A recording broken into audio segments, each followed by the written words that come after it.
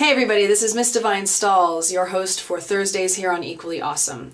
So I was gone last week due to Thanksgiving travel plans, so to make it quick, I'll just jump right into the questions.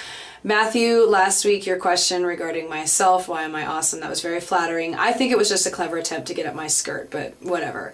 Your more sober question, how was Thanksgiving? It was fine. It was really chill. It was just my mother and I at her house. We were watching television all day, keeping up with the Kardashians, and followed by Paris Hilton's My New BFF, both of which are wonderfully deplorable shows of no caliber whatsoever, and I love them. Bob, you asked, have we ever tried an online dating site and what was the outcome?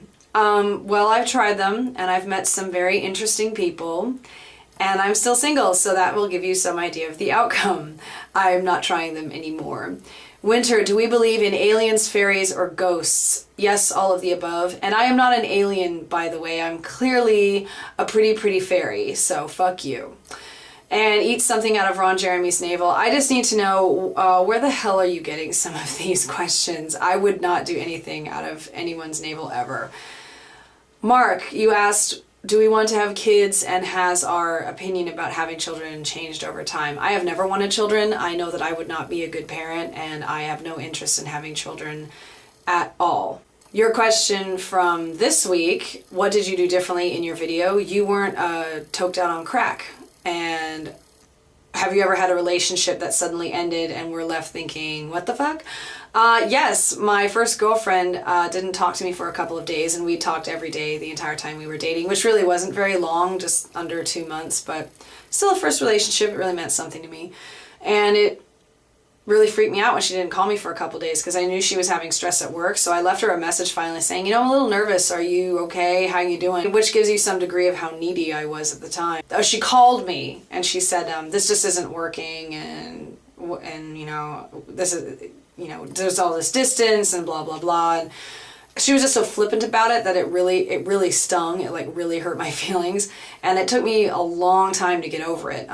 Much longer than it really should have.